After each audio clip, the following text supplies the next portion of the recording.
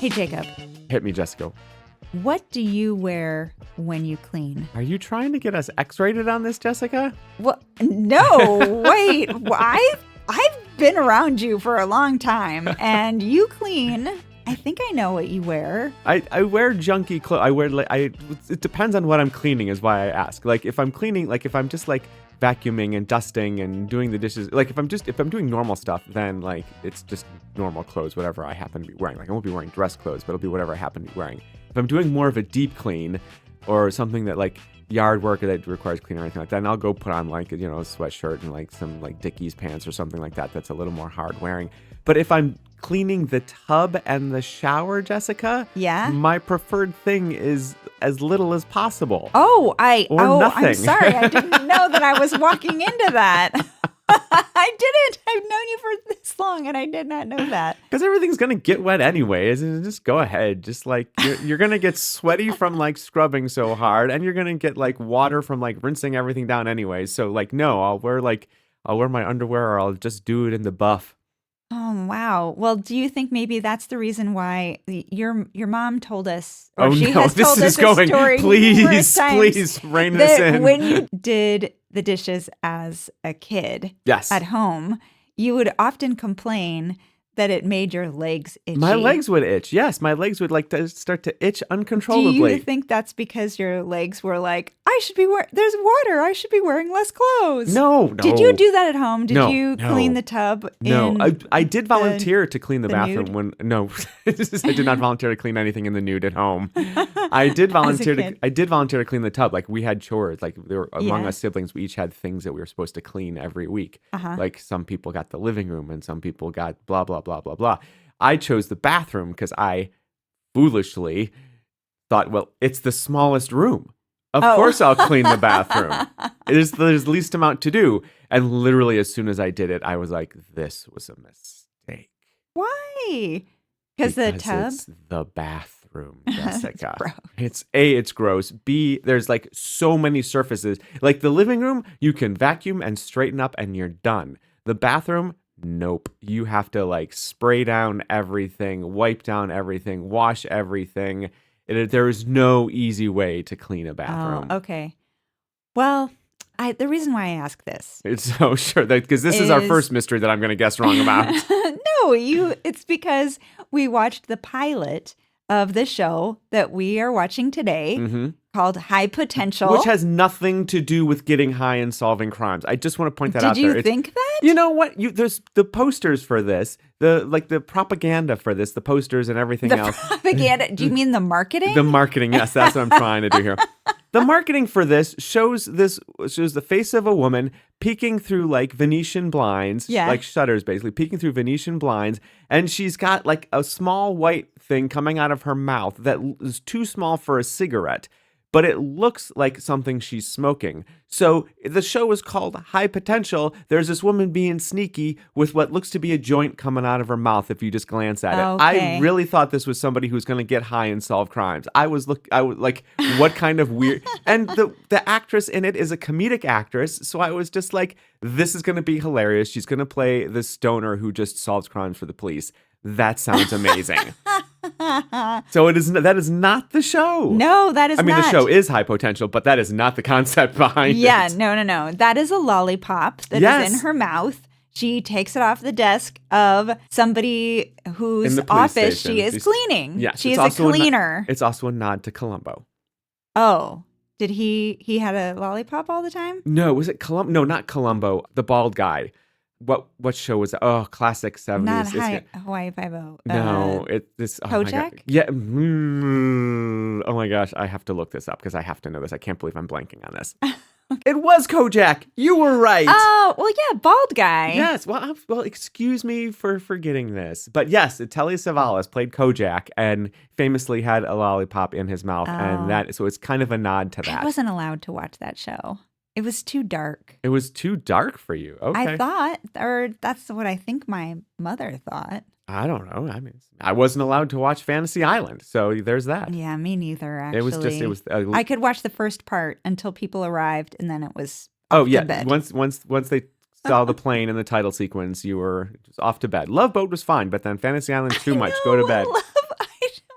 watch those two shows like back to back because I feel like it's in the name, Love Boat. Like, isn't that more compromising than Fantasy Island? Fantasy Island. In my brain, there was always a little bit of me that's like, wait a minute, the people on the Love Boat are not going to Fantasy Island? Like that was always my thing. Like, where are they going? Where are they going? Love Boat? What is this? What is this cruise? They just get on a cruise and then the cruise is over. Yeah. And then, you're right. Yeah, that's where it was in my brain. Okay, anyway, back to the show. What is this show? Yes, as we said, it's called High Potential. It follows Morgan, a single mom of 3 kids. And now, thanks to her exceptional mind, she is able to help solve a crime as she rearranges evidence during her shift as a cleaner for the police department. That's the pilot, but I'm the pilot. I'm gonna break in for a second here, Jessica, and get a little more existential with you Okay. here. No, I actually meant what show are we listening to what show are we like actually talking on right now? What show are our listeners listening to? Sorry. I didn't do that far enough away from the microphone. Hey, we're Cluedunnit. We make wild guesses about fake TV crimes. That's right. That's who you are. Hey. Welcome to the podcast, everybody. I'm Jacob. And I'm Jessica. Oh, and by the way, we have a Patreon. And I just want to tell people, get involved. You can become a detective or an inspector. Tell us your favorite flavor of lollipop. Yes, do that and get a bunch of extra content. Bonus content, early access to material. Nice little like inspector detective certificate so you can show everybody that you are qualified to make guesses about fake TV Telling crimes. Stories about Jacob cleaning dishes as a kid. Yes. It sounds more exciting. No, it's more exciting than it is. Oh my God. You're really selling it here, Herb. I'm sorry, Jacob. Sorry. All right, fine. Clearly, we're not doing a good job talking about this show. Let's talk about High Potential. What else do we need to know about High Potential? Okay, so, the thing is, why I was asking you is, what do you wear?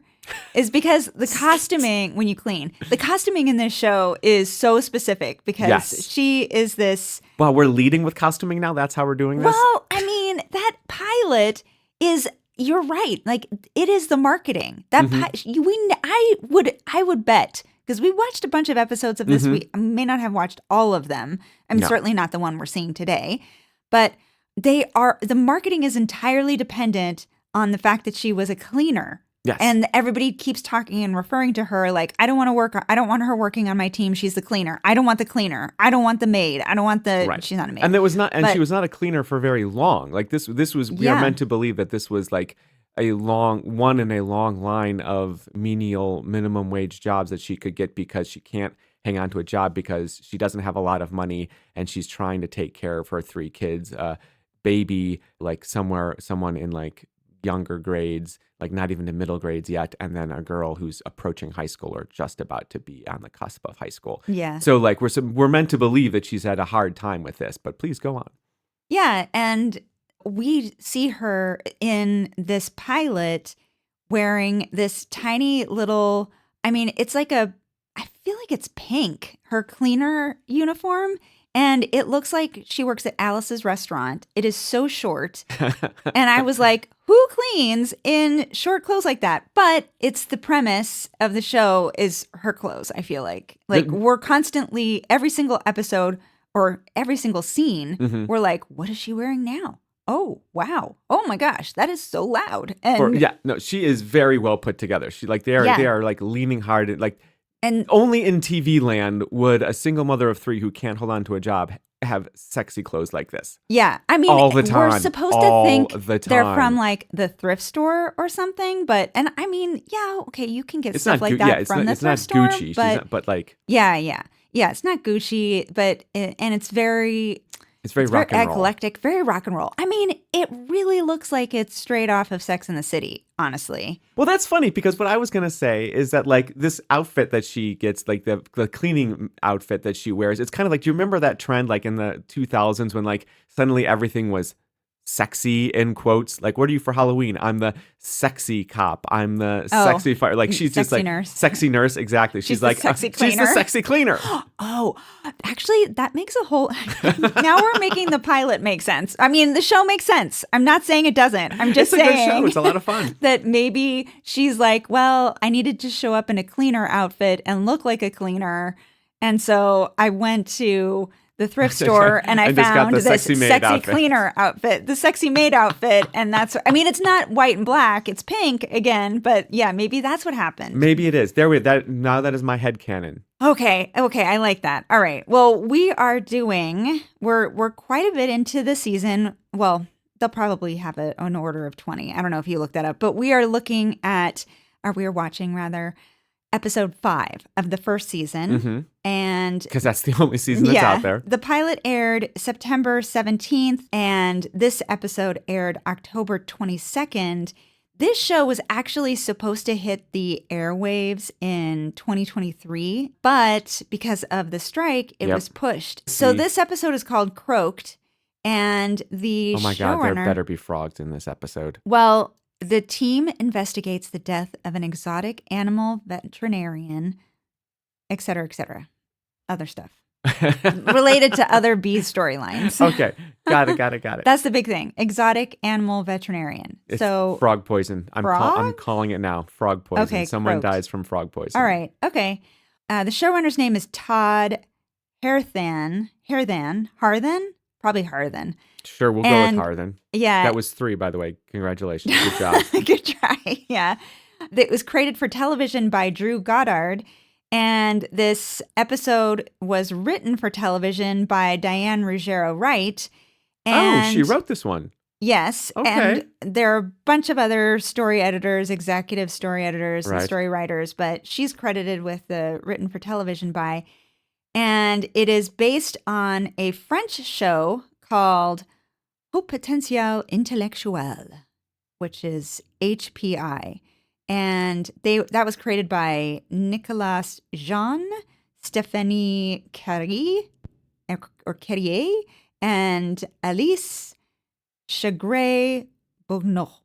I'm pronouncing that way wrong. I'm so sorry. But you went in solid. I like that. I gave it a lot of You confidence. gave it a lot of confidence. And I'm just nailing it with this one. This is what you get. Yeah.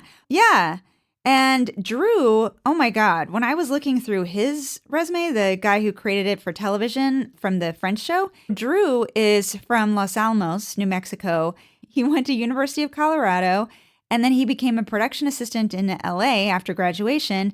And a spec script that he wrote based on 6 Feet Under it's 6 Feet Under. It's a spec script for 6 Feet Under. I don't know why they said it that way.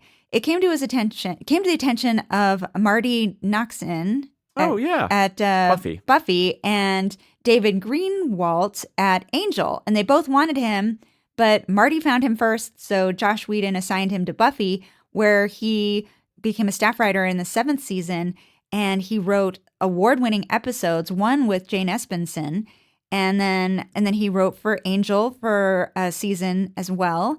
And then he went on to write for Alias, Lost, Daredevil, The Good Place. The Good Place? Yeah, he was a wow. producer-writer on that. And then he wrote features, Cloverfield, The Cabin in the Woods, World War Z, The Martian. He did the adaptation. I mean, it was a good book already, but he did the adaptation for that. He's hell of a resume, this guy right here. Yeah, very knowledgeable. Okay. Caitlin Olsen, who is S-O-N Olsen, not Olsen, S-E-N, like the sisters. They are different. They are not related. She is from Portland, Oregon. She got her BA in theater from University of Oregon, and then she went to LA and she joined the Groundlings. She worked her way up. She got invited and joined the Sunday Company, which is a huge deal. And that led to many memorable recurring roles that she has done on television, including Curb Your Enthusiasm, The Drew Carey Show, and then having a starring role in It's Always Sunny in Philadelphia. Right, which is where most people will have known her from. I mean, that show's been going on for like 20 years now, something? Yeah. Or no, 6. Yeah. She's also currently, I don't know if they'll bring her back, but she's on Hacks. She plays Deborah's daughter. Mm-hmm. Also, we've got Detective Adam Karadek, played by Daniel Sunjata. He's the grumpy one. Yeah, he was on Rescue Me and Graceland.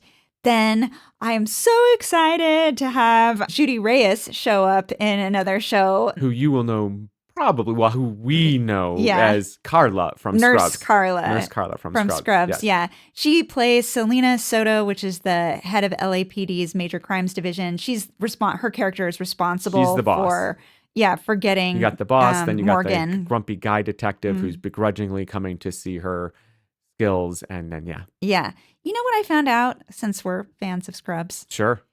I found out that in 2006, she broke her hip, Oh dear. requiring some of her shots to be filmed sitting down. And so this is noticeable in the episode My Musical, where she was filmed sitting during most of the episode, except for the song Dominican, which was filmed 5 weeks later than the rest of the show when she had fully healed. And I remember looking at that episode and being like, what's the deal? Why is she sitting through this? Yeah. And then all of a sudden she danced and we were like, oh, well, okay. I guess everything's fine. Yeah, I guess because I'm kind of worried, why she was sitting. I was like, maybe she's pregnant and having a difficult pregnancy. And so she has to sit, Broke her hip. But yeah, broke her hip. Still bad. That's Oh dear. difficult to get through. Also found out she is a founding member of the Labyrinth Theater Company in New York City, a multicultural acting space in Manhattan. And she has a twin. No. A fraternal twin sister. Okay. Named Jocelyn. Well, great. She also had an arc on Batwoman, which is relevant because the character Daphne Forrester is played by Javicia Leslie. And Daphne Forrester in this show. yeah, Daphne Forrester is a character in this show and played by Javicia Leslie. And Javicia is Batwoman on CW. Mm-hmm. And so they are also on another show together, more or less. More or less, yeah.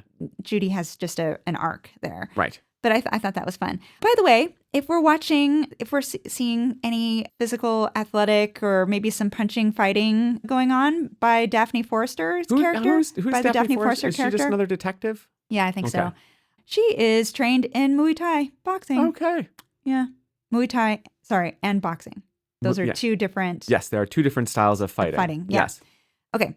And then another investigator detective we have is Denny's Actonese, he plays Oz, or Lev Osman. And people will probably lately recognize him from Flight Attendant. He was opposite Kaylee Kuko.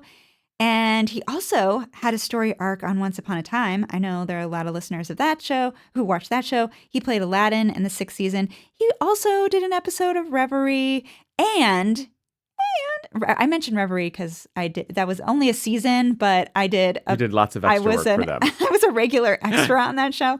Then we also have in this show, we have the 3 kids. One is the baby, which I don't have I have no credits on the baby. But the baby, it's really sad. The baby does not have a very impressive IMDb resume. It's like, get your act together, kid, because there are some people on this show that have some amazing resume. Like, honestly, you're lucky just to be here, kid. Yeah. Like, I'm shocked. Like, I mean, the baby did get some good, like, the baby did break out from its ultrasound. Like, apparently this was an ultrasound that, like, just became a little bit of a viral hit. Yeah. And that's where it first got seen and grandmas, noticed. Yeah. Aunts and my uncles, God. So, like, passed around everywhere. A lot of family buzz from that ultrasound. Mm-hmm. So that's good. So, I mean, the kid's been working for a while. We also have, the two older children. The middle child is played by Matthew Lamb. He plays Elliot Radovic. And he is currently, if this goes up in March, or you listen to it in March, he is currently, because it's December when we're recording, in the best Christmas pageant ever, based on the 1972 book. This kid is astonishing. Oh my gosh. gosh. Telling me some of the stuff on him. He is a true triple threat, a significant theater experience. He was in Signature Theater's production of Ragtime, which he got nominated for a 2024 Helen Hayes Award when he reprised, or I'm trying to figure out when this show went up, but it reprised at New York City Center this last fall. So just a couple months ago, he was doing this. And he previously had performed in the off-Broadway run of Merrily We Roll Along with Daniel Radcliffe, Jonathan Groff, and Lindsay Mendez. And then he's also been in A Christmas Story. I mean, come on. He's from not New York State. He's from Iowa City, Iowa. So I think he was part of a theater company elsewhere. Yeah. And so he Maybe did did, like, School of tours or big Rock and productions. Barnum, Christmas Story, Freaky Friday. He also does voiceover. Voiceover work? Oh, Yeah, God. he's got a couple roles in a couple shows. He enjoys singing, dancing, and performing magic tricks. And I'm fairly certain we saw him doing a magic trick in an episode that we in watched. an episode. I was like, where have we seen him doing magic? Just in, in a High show, Potential. Yeah. The guy, the kid is super talented. His breakout television role was Only Murders in the Building, where he guest starred as little Charles Hayden Savage. Adorable. That is adorable. Yeah. And then the older daughter, Ava, is Morgan's oldest daughter.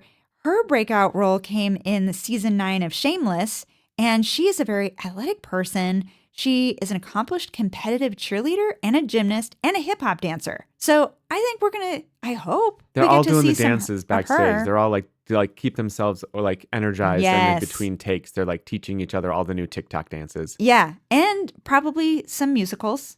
Oh, yeah, 100%. They're probably Lots of all singing. doing They're all theater singing. They're and dancing all, like, backstage. Yes, they're all like, yes, 100%. Yeah.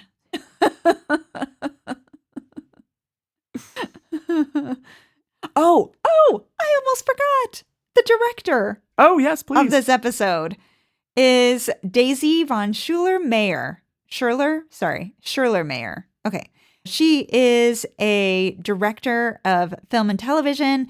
She got her sort of breakout piece was she directed the feature film, the 1995 cult classic Party Girl, which launched the career of Parker Posey. And I was like, oh, wow, that was Parker Posey's launch? That was a while ago. Oh, 1995. Okay, that was a while ago. That was a while ago.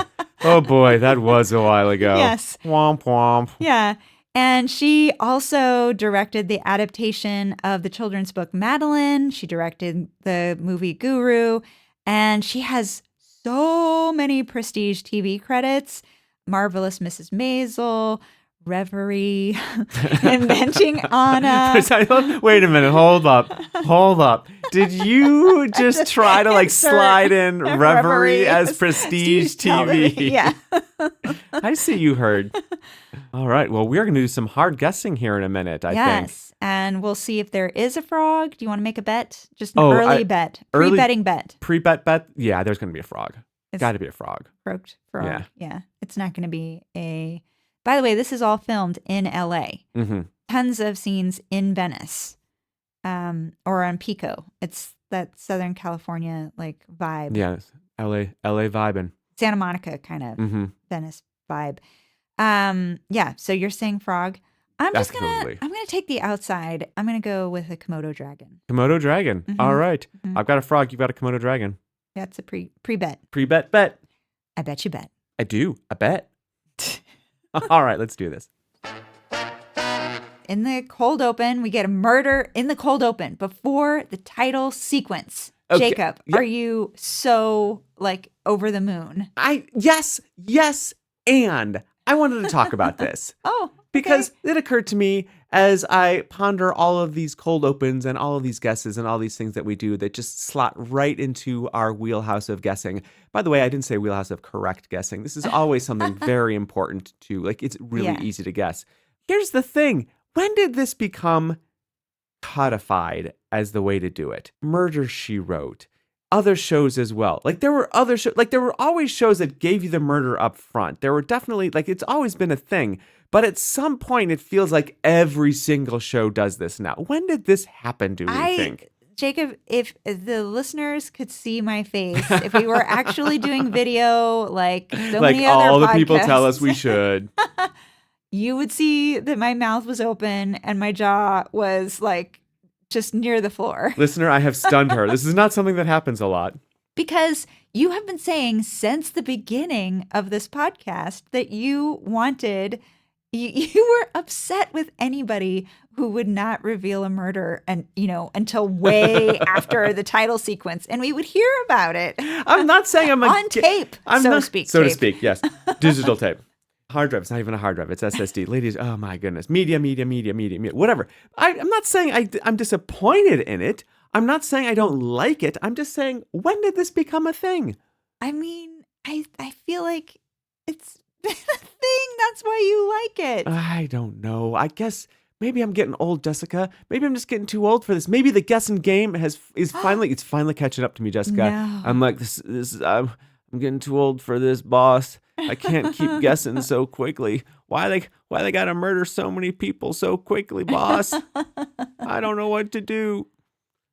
So the show starts. Ruben comes. They pan before we even see Ruben. We pan across a veterinarian room that's dark and dim, and there are lights on certain cages. But there are lots of lizards and iguanas being shown in terrariums around the room.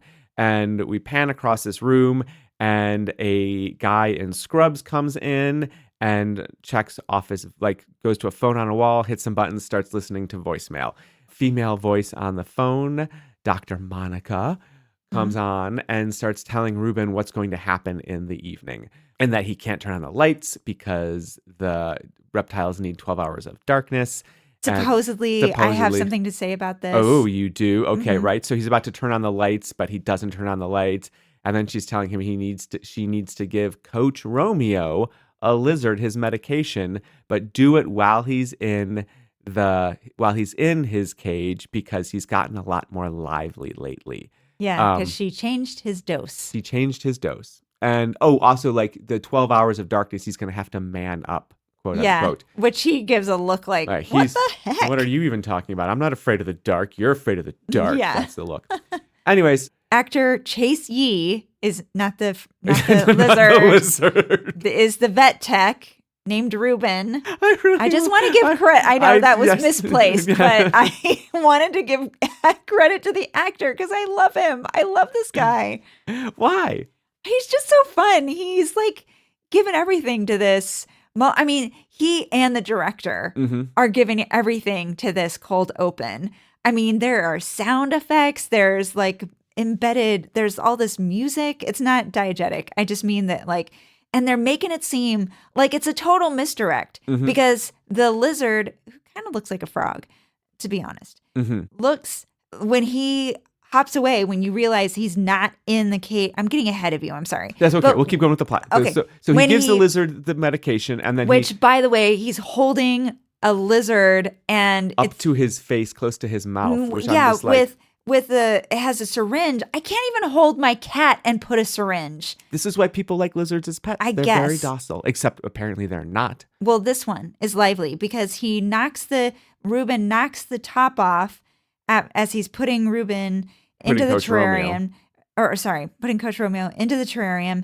And then Ruben bends down to get the top of the terrarium and to put it back, and he realizes that Coach Romeo is gone. Right. And then we've got the moody lighting. Now we have a big boom, out of Jurassic Park. And then we have heartbeats as he's like, oh no. And you think he's down on the floor crawling after the lizard, and he's got his flashlight on. So this POV of him on the floor with the flashlight, and it's all haunted house, spooky. Yes, it feels like Jurassic Park. It feels like he just gave this serum to some terrible Spider-Man evil villain. We just want to go on record as saying that we are fully behind Spider-Man. We think that he's great. So, but a villain in Spider-Man. I know. Yeah, in a laboratory. I see what you're saying. A villain in the Spider-Man kind of thing. Yeah. Or Godzilla. We are he just Spider-Man. Created Godzilla accidentally, and he's gonna crawl into this other room on his belly, only to discover that this lizard has grown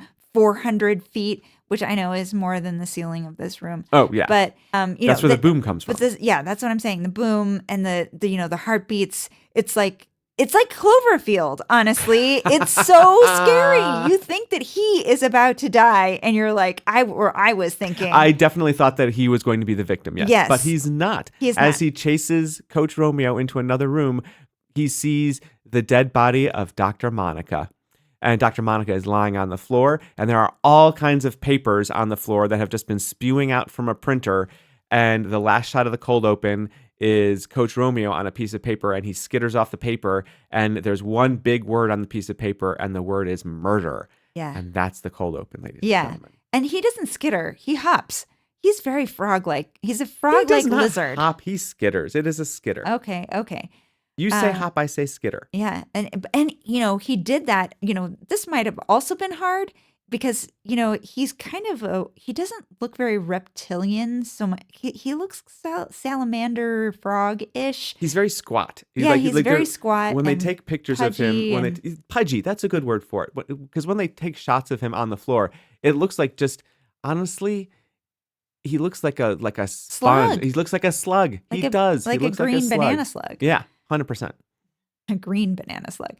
Yeah, and I bet it was hard for him to get away from that piece of paper because I would assume that it gets stuck on his hands, and so then he would have had it would have been pushed off behind him, so they had to find a way to get that paper to stick on the ground. This must have been a hard production value little bit. Jessica, I just want to step in for a second here. There's a thing called tape. Yeah. And you can tape paper to things. But would you think when you put down a piece of paper for a frog that you'd be like, I'm placing the paper, the camera's gonna be on the paper, but then the frog hops off the piece of paper, and if the frog's like, bah, and then the piece of paper goes, and everyone's like, oh shit, we gotta tape that. How do you know that until? Sure. I mean, unless the trainer was like, and by the way, you're gonna have to tape that piece of paper down. The lizard, not a frog, is going to stick to the piece of paper. Yeah, my brain is coming up with so many great pictures. First of all, your frog going, blah! I'm imagining Kermit the Frog hopping all over everything now and trying to get off of a piece of paper. Blah! And also now just this wizened trainer, this wizened lizard trainer who's just you're going to need to tape that piece of paper down. Production assistant. Yeah, anyway, so you get the shot. You're not. But I also love Chase Yee as Ruben, the vet tech. Do you go into an audition and does he have on his resume and handling amphibians or that's a good point. Reptiles? Because I have mentioned, I would not like to hold that lizard in my extra. Our extra content. I'm sorry, during your prestige, your work on the prestige drama. Reverie? No. When I did a little short film thing and I had to drive a car and I did not have a license. I did not know how to drive a car. And I was like, do I mention this? Because but now, does he mention, Special skills, lizard handling. And then they're like, oh, here we go. Chase. He's great. Bring him in. He'll handle a frog and he'll go after the frog and he'll make little noises like he is in Jurassic Park. This is his audition for Jurassic Park. Yes, you're right. Or the next Cloverfield, 100%. This was him. But this goes back to what we were saying earlier. This is a very sparkly show. This is a show where everybody's taking it to 11 all the time. This is not a Northern European true crime show. This show knows that it's we are American TV crime right now. Okay, so I'm leaning very heavily on both. I'm not letting go, even though we lost our pre-bet bets. Yeah, of neither frog nor Komodo dragon. What is this podcast? It's neither frog nor Komodo dragon. What is he? He's more machine than man. He's neither frog nor Komodo dragon. Anyways, but I'm not letting go of frogs in this yet. Okay, so obviously the name of the episode is Croaked. Obviously, Dr. Monica is dead. Obviously, there were all kinds of sheets of paper that say murder on it. I am betting, however, that she did not do that. I am betting that, okay, stay with me. It gets a little convoluted here. Okay. So I am betting that this is a Romeo and Juliet type situation. Okay. In that, I think that Dr. Monica inadvertently committed suicide. I think that Dr. Monica is working with a healer, working with a shaman, and going on spiritual journeys using the venom from poisonous toads. They're licking the toads and taking these spirit journeys. And I think she got a little too much venom one day, and her shaman was just like, this is not good.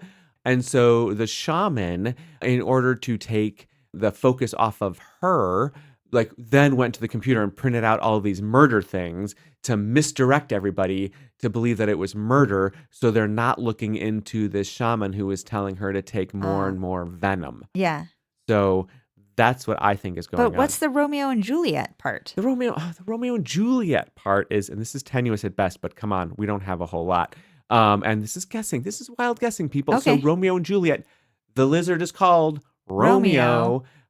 She died from poison, accidental poison, which her nurse or shaman told, or her priest told her might be a good idea. So that is how I am tying in all of the Romeo and the poisoning. That. I have woven a rich tapestry in my brain, which I look forward to being proven wrong every step of the way. Okay.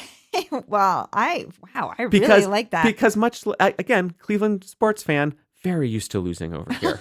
Oh no, you've won plenty, Jacob. I mean, not in sports. That's right. Yes. No, not in sports. All right. So what is yours? So my idea is that there's some rich guy who's like a collector of exotic animals, such as reptiles, amphibians, and that person is frogs, because I think it's somebody who has IT talent.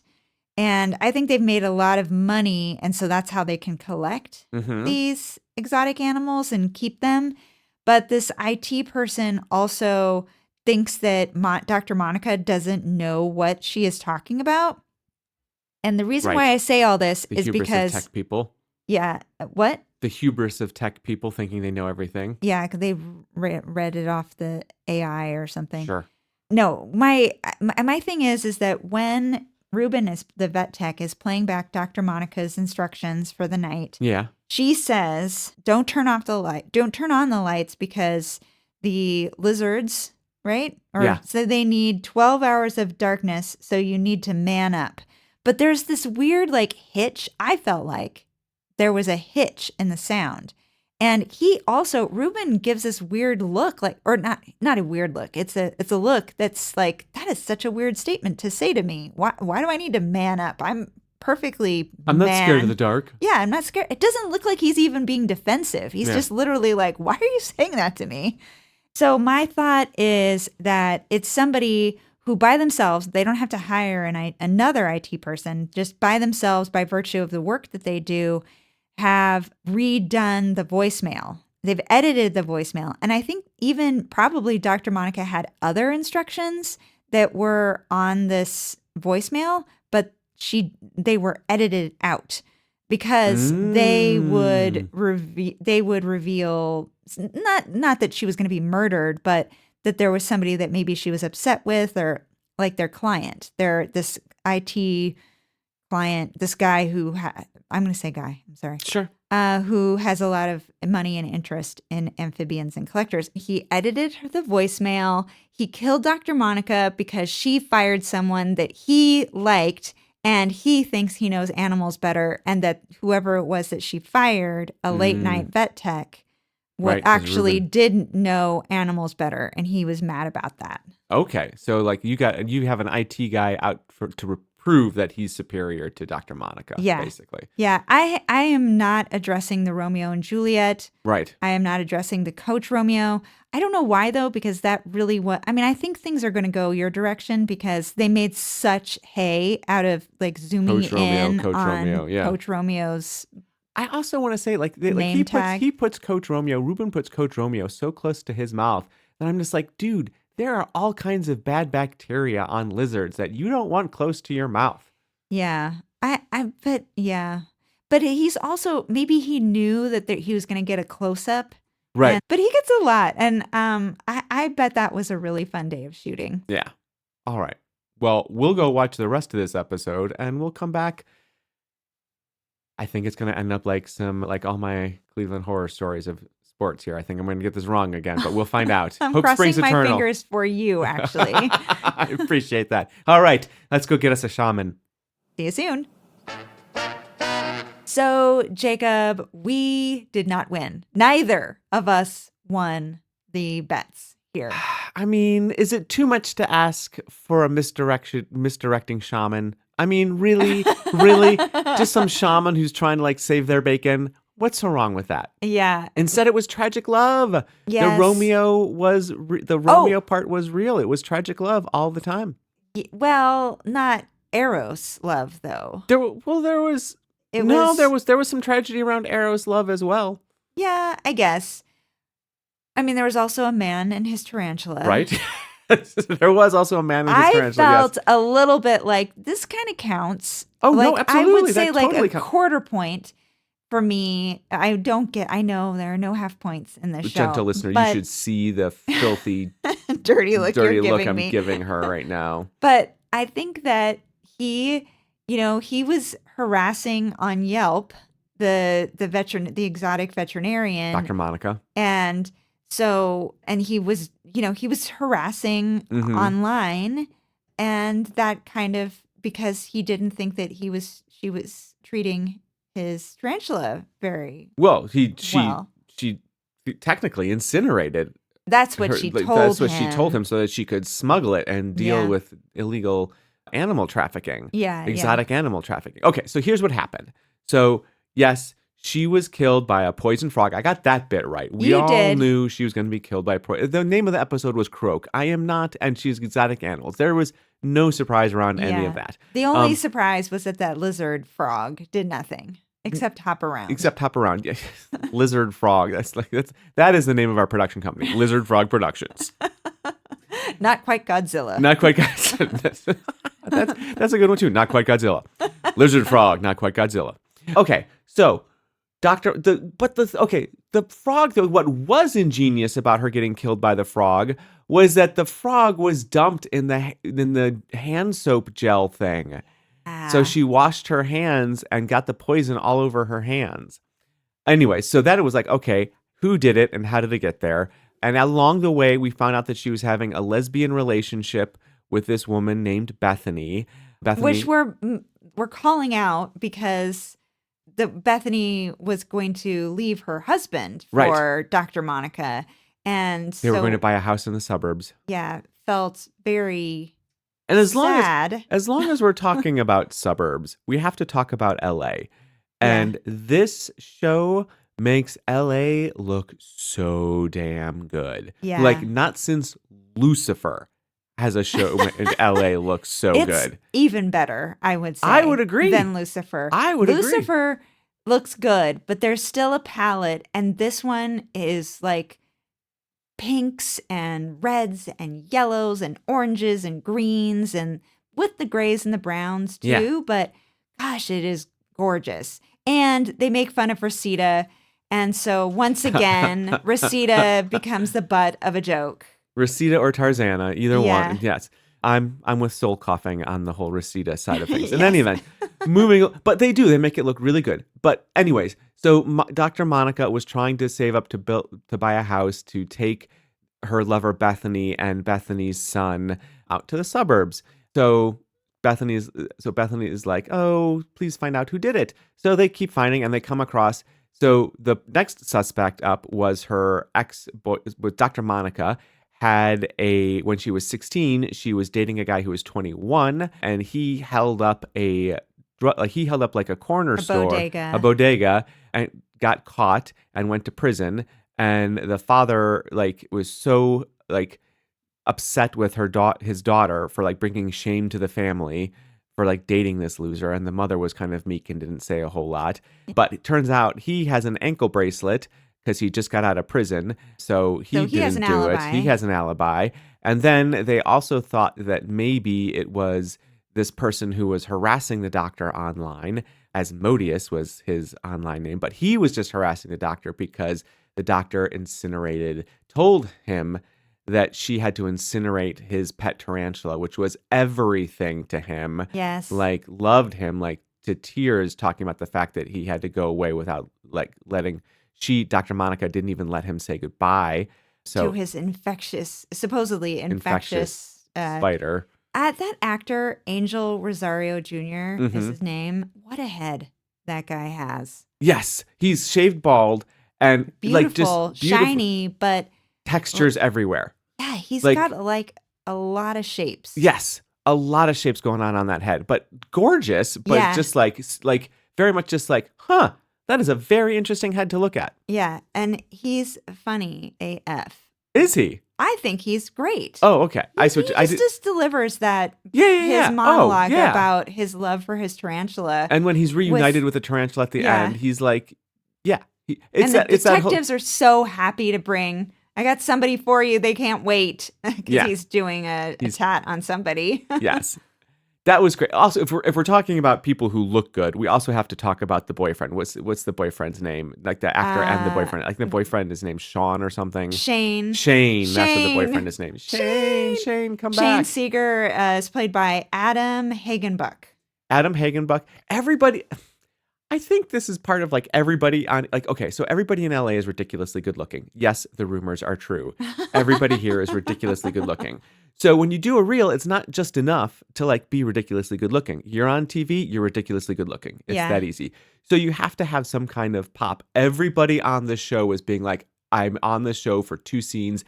I need to pop. There was this building supervisor who had a drill gun or like a drill that they thought was a gun. And he's just like, I just got my drill. Vroom, vroom. Like everybody's trying to find their little moment of pop, their little moment of just like, here's how I'm going to stand out and be flashy, which might be why it's the most LA American show we've seen in a long time. How this all works out is that turns out Monica was actually the birth mother of Bethany's son. She got pregnant by Meathead.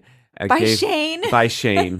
Meathead. We'll call him Meathead. She got pregnant by Shane, gave the baby up. She found the baby, seduced Bethany to convince Bethany that she was in love with her. That's what seducing means, Jacob. Yes, we all know. Uh-huh. But the goal was to actually get back together with her son. And that was, they were going to go out to the suburbs together. So when Bethany found this out, by the way, the husband confesses to the murder at some point in this episode because the detectives think that they've found the book that would have told people, like, do you really need a library book in this day and age to know that poison dart frogs can actually kill a person?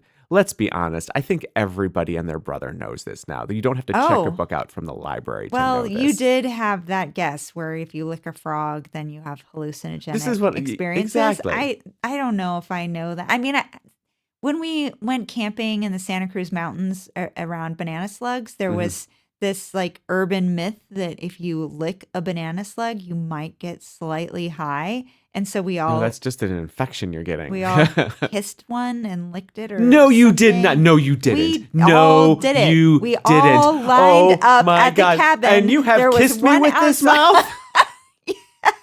Yes, this is a thing you do.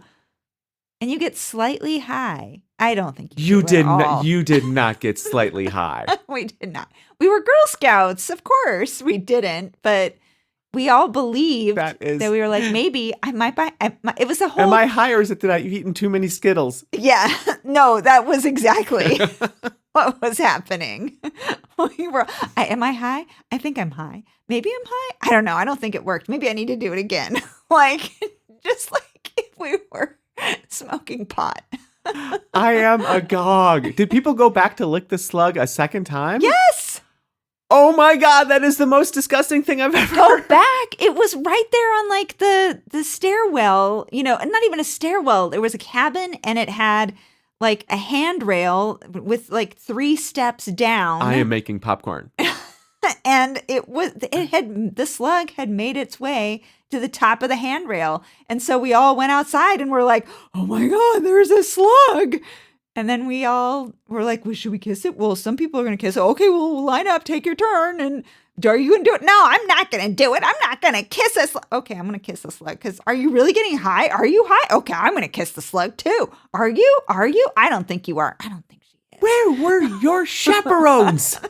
Inside. Where were your counselors? They were inside laughing at you. Yes, probably. Because they were like, get out. We want to play Trivial Pursuit.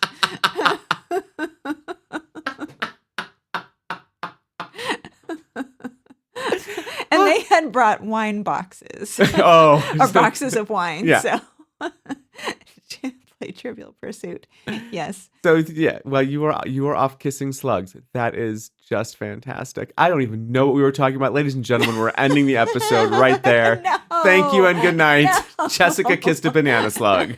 I thought you knew this. No. But anyway, we were talking about the poison dart Oh, the frog. poison dart frog. I did not know about this. Okay, fair enough. Okay, so anyways, the husband confesses to do it to save the wife from going to prison, and he'd rather the son grew up with a mother and not a dad.